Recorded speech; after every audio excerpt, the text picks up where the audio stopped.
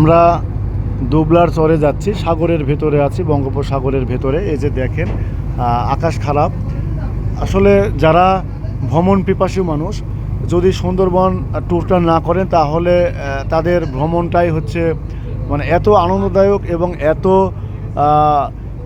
চড়াই উতরাইয়ের ভ্রমণ মনে হয় বাংলাদেশে আর নাই। আমরা অনেকবার কক্সবাজার গিয়েছি, কিন্তু কক্সবাজারের চেয়ে সুন্দরবন ভ্রমণটা অনেক মধুর। এই যে দেখেন চারিদিকে সাগর আর পানি আর পানি, কত মানে এতটা সুন্দর এই সফরটা, এটা মানে বলে বোঝানো যাবে না। আমরা আছি মিরাজ 7 জাহাজে।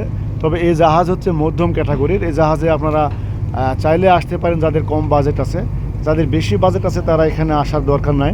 তো এই সাগর দেখে এটা মনে হচ্ছে যে আল্লাহ সম্ভবত পবিত্র কুরআনের সূরা আর রহমানে সম্ভবত এরকম বলেছে যে কে আছে সাগরকে জাহাজকে সাগরে ভাসায়।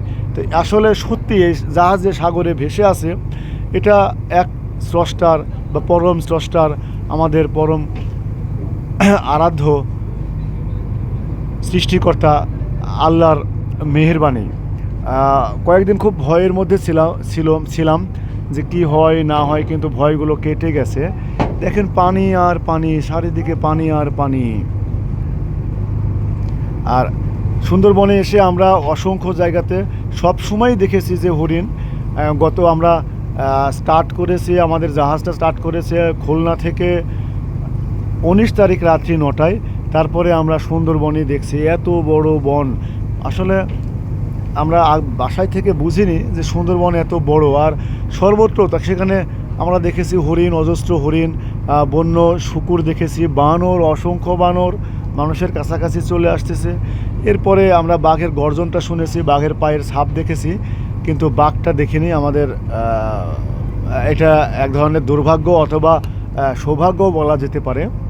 এই যে সাগর স্রষ্টা তৈরি করেছেন এবং আল্লাহ বলেছেন যে মহান আল্লাহ বলেছেন যে তোমরা আমার সৃষ্টিকে দেখো, তোমাদের চোখ অবনত হবে, কোথাও কোনো ভুল হবে না।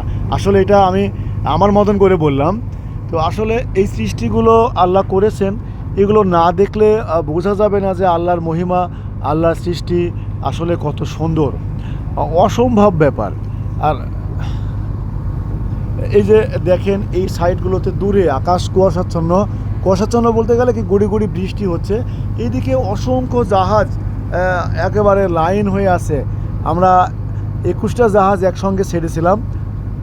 তো আমরা মনে হয় সবার পিছনে পড়েছি, কারণ আমরা আরও একটা বিচ দেখতে গেছিলাম, যার কারণে আমরা সবার পিছনে পড়েছি।